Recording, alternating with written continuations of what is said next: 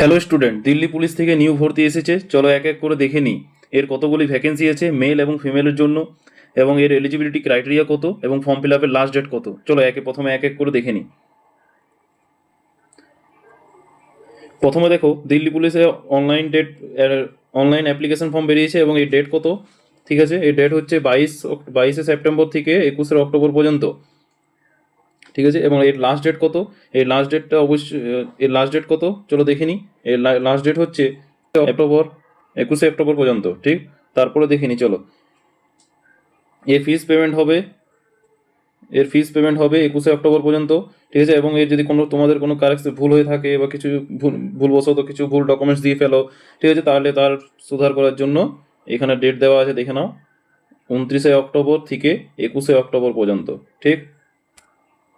তারপরে দেখি আমরা, এই টেন্টেটিভ শিডিউল হবে কম্পিউটার বেসড এক্সাম। এর এক্সামিনেশনটা, মোড অফ এক্সামিনেশন হবে কম্পিউটার বেসড টেস্ট হবে, ঠিক আছে। এই এক্সামটা হবে ডিসেম্বরের লাস্টের দিকে কিংবা জানুয়ারি মাসের ফার্স্টের দিকে হবে তোমাদের এক্সামটা, ঠিক আছে। এবং হেল্পলাইন নাম্বার দেখো দেওয়া আছে, এর হেল্পলাইন নাম্বার দেওয়া আছে, কিন্তু এই হেল্পলাইন নাম্বারটা কোনো কাজের নয়, ঠিক আছে, ফোন তো ধরবে না। চলো তারপরে দেখে নিই।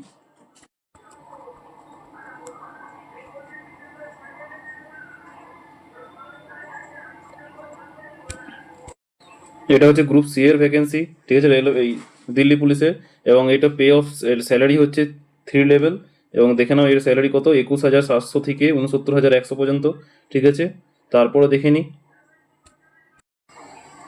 তারপরে দেখে নাও পোস্ট নেম, ঠিক আছে, কোন কোন পোস্টে তোমাদের জয়েন হবে। এবং তারপরে দেখে নাও নাম্বার অফ ভ্যাকেন্সি কতগুলো আছে, ঠিক আছে। প্রথমে দেখো কনস্টেবলের জন্য হবে মেলদের, ঠিক আছে, ইউআরদের জন্য আছে সিট আছে 1914, এবং ইডাব্লিউএস এর আছে 456, তারপর ওবিসিতে আছে 967, এসসিতে আছে 729, এসটিতে আছে তোমার 342। এর টোটাল সিট হচ্ছে 4,408টি, ঠিক আছে। তারপরে দেখো দু নম্বরে দেখো কনস্টেবলের জন্য মেলদের এক্স সার্ভিস যারা আছে তাদের জন্য দেখো ইউআরদের ভ্যাকেন্সি আছে 107টি, ইডাব্লিউএস এর আছে 26টি, ওবিসিতে আছে তোমার 54টি, এসসিতে আছে 62টি, এসটিতে আছে 36টি, ঠিক আছে। এবং টোটাল ভ্যাকেন্সি দেখো কতগুলো আছে, 285টি, ঠিক।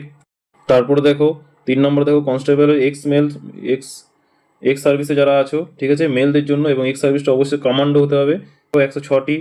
আর ইডাব্লিউএস এর সিট আছে দেখো 25টি, ঠিক আছে। ওবিসিতে আছে তোমার 56টি, এসসিতে আছে তোমার 138টি, এসটিতে আছে 51টি। এর টোটাল ভ্যাকেন্সি হচ্ছে 376টি, ঠিক। তারপর দেখো কনস্টেবল ফিমেলদের জন্য, এক্স ফিমেলদের জন্য দেখো কতজন আছে।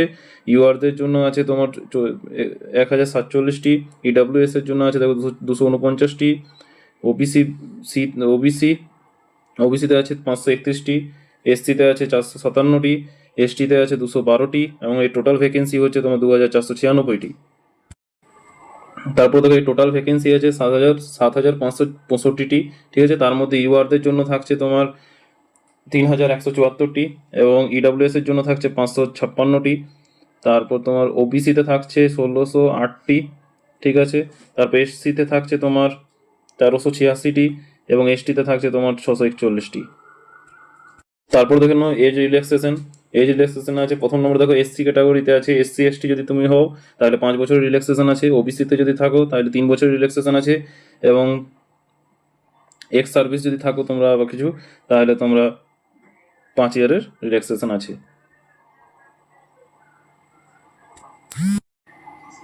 এরপরে দেখো এডুকেশন কোয়ালিফিকেশন কি চাইছে। তোমরা যদি 12 পাস হয়ে থাকো তাহলে অবশ্যই সেটা দিতে পারবে এক্সামটা, ঠিক আছে।